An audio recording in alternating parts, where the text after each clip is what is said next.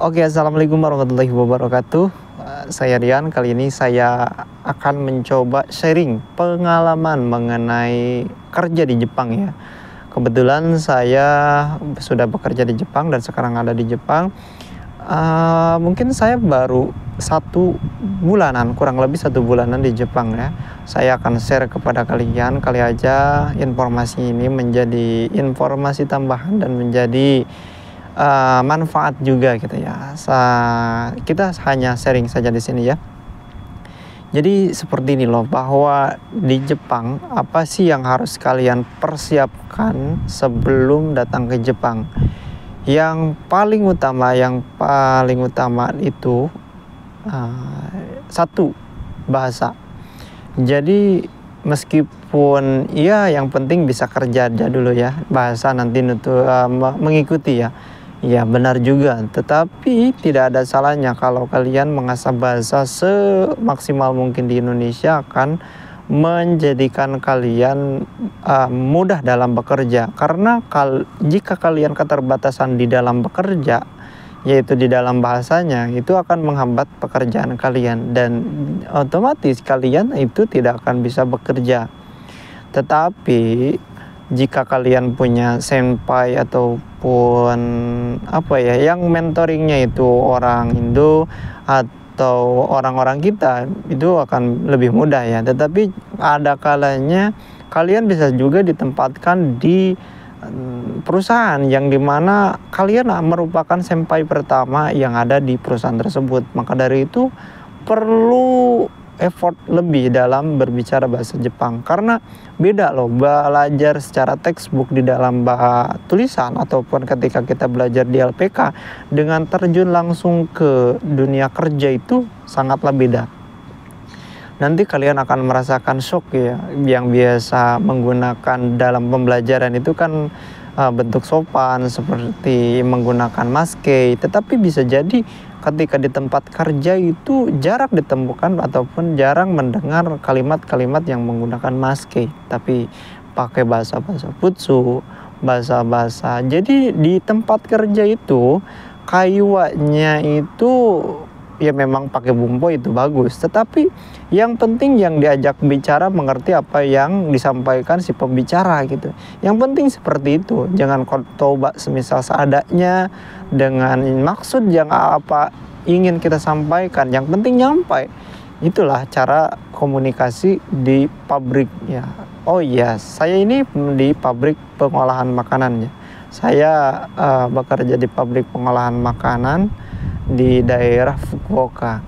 Ya, balik lagi tadi ke pembicaraan tentang bahasa.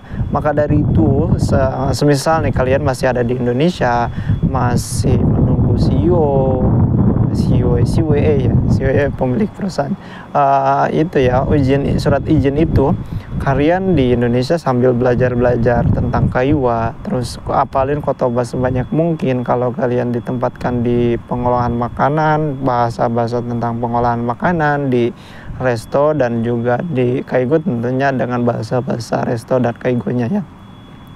Jadi seperti itu, yang harus menjadi penekanan adalah bahasa. Memang oke, yang penting bisa kerja, tetapi tentu saja kalian bisa akan bekerja apabila Anda bisa bahasa Jepangnya ya. Karena bahasa Jepang adalah komunikasi yang kita akan pakai sehari-hari dalam bekerja. Oke, itu yang pertama paling utama. Yang kedua, yang kalian harus persiapkan ketika datang ke Jepang adalah satu, bagaimana kita bisa menyesuaikan atau beradaptasi dengan lingkungan. Karena manusia adalah makhluk yang bersosial. Maka dari itu kalian harus pandai-pandai bagaimana memposisikan diri, semisal ke senpai, ke rekan kerja. Karena kalian akan menjadi ditilai ataupun senpai kalian akan menilai tersendiri ya. Meskipun tidak akan bisa jadi tidak mengatakan secara langsung semisal kalian tidak sopan ataupun dan lain-lain sebagainya ya gitu ya.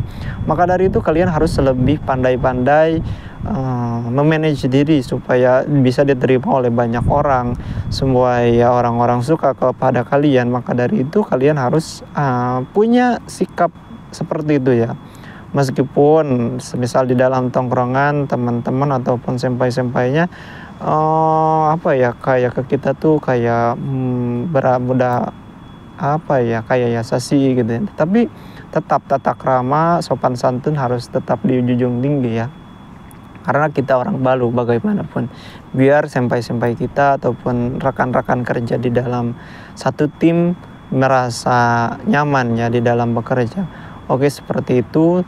Terus selanjutnya itu yang kedua, yang ketiga mungkin kalian pasti berekspektasi tinggi terhadap Jepang ya. Jepang itu negara yang indah tentunya ya, memang indah faktanya. Tetapi di samping itu banyak kesulitan-kesulitan, trouble-trouble ataupun hal-hal lain misal kita mengalami kesusahan-kesusahan dan hal lainnya yang di luar prediksi kita ya gitu. Kita kan sering melihat video-video VT di TikTok, di YouTube dan medsos lainnya tentang keindahan Jepang. Tetapi yang dilihat ataupun diekspos oleh para pekerja migran Indonesia yang ada di Jepang itu kebanyakan yang indah-indahnya. Tetapi faktanya ada juga kesulitan dan hal lainnya apa ya yang membuat kita mungkin akan ada rasa di mana titik kalian merasa ingin menyerah karena capek dalam bekerja, tuntutan pekerjaan, belum bisa bahasa dan lain halnya. Itu hal yang pasti kalian rasakan di awal-awal, begitupun saya gitu. Tetapi dengan beriringnya waktu dan juga ketika sudah menguasai pekerjaan, kalian akan terasa enak dalam bekerja gitu. Saya juga waktu awal-awal pas minggu pertama itu sangat kesusahan dalam bekerja ya, baik itu di dalam memahami materi yang disampaikan karena di pengolahan makanan itu ada yang dapat pekerjaannya yang mudah, ada juga yang biasa-biasa, yang agak sulit ya, perlu pemahaman. Tetapi kebanyakan tentunya pastilah orang yang pertama bekerja di negara orang lain, menggunakan bahasa orang lain, ada rasa takut salah, ada rasa hal-hal lain yang apa ya menjadi bekerja itu ada tekanannya gitu ya. Maksudnya, tetapi alhamdulillahnya bersyukurnya saya di sini dapat perusahaan yang memang bisa dikatakan enggak sebisal baka-baka ataupun apa ya mendiskreditkan ataupun galak-galak enggak, tetapi ya tentunya kita akan sadar diri supaya bagaimana kita supaya menyesuaikan, cepat beradaptasi di lingkungan di sini supaya bisa bekerja supaya lebih aman lah. Tetapi saya juga sudah alhamdulillah bersyukur sudah sedikit menguasai lah, belum secara generalnya, karena di Jepang itu bekerjanya tidak hanya satu posisi ya, biasanya akan bekerja di posisi lain, jadi kayak menguasai dari beberapa pekerjaan ya dari yang ada. Maka dari itu perlu pemahaman. Kalau pulang dari Hapato itu biasanya kita belajar tentang kotoba ataupun tentang pekerjaan yang sudah dikerjakan sebelumnya gitu. Jadi biar jadi catatan bagaimana seharusnya kita lakukan. Dan itu menurutku tips ya bagi kalian ketika semisal per hari itu jadiin catatan, semisal catatan hari ini kita belajar apa, bekerja dengan apa, bagaimana caranya. Biasanya ada perbedaan khusus semisal dari sito ataupun apa ya plastik ataupun ada hal yang menggunakan plastik serupa tetapi menggunakan warna yang berbeda. Itu juga harus diingat dengan baik-baik. Jadi seperti itu kerja.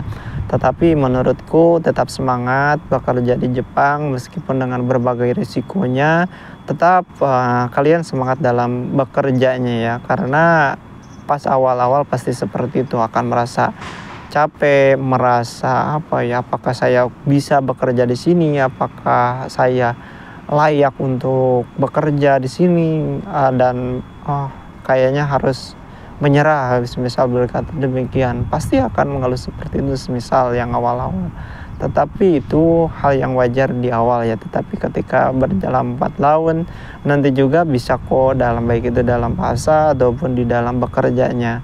Kalau udah terkuasai enak. Jepang ini negara yang praktis menurutku, tetapi tetap harus memikirkan hal lain, jangan terdoktrin tentang indah-indahnya Jepang saja ya, karena banyak hal-hal lain yang harus kalian ketahui ya. Jangan manisnya doang, tetapi pikir juga hal-hal yang memang menjadi risiko, yang tantangan yang ketika Anda bekerja. Oke, terima kasih teman-teman yang sudah menonton dari awal sampai akhir. Jangan lupa subscribe channel ini karena di sini saya akan mengupas tuntas segala pengalaman saya menjadi sharing supaya menjadi pengetahuan buat kalian juga kan, ataupun buat kalian yang ingin request konten apa selanjutnya yang sebaiknya saya kupas ataupun bahas yang menjadi tanda tanya kalian. Oke, komen saja di bawah. Terima kasih sudah menonton. Wassalamualaikum warahmatullahi wabarakatuh.